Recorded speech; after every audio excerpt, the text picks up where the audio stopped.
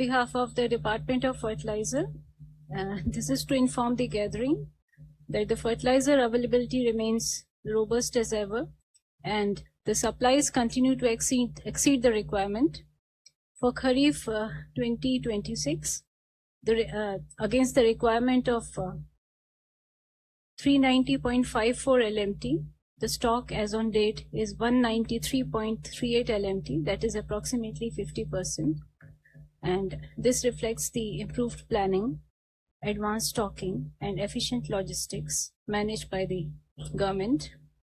The supply position continues to be strong in the states. The urea availability as on date is 73.81 LMT, and the DAP availability is 23.47 LMT.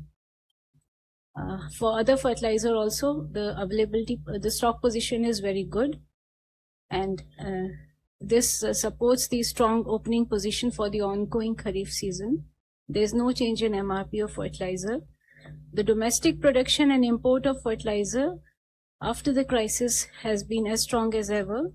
The total domestic production of various fertilizer has been 62.37 LMT, and the imports, about 15.39 LMT of imports have reached our shores. So approximately 78 LMT of fertilizer has been added to the availability in the crisis situation.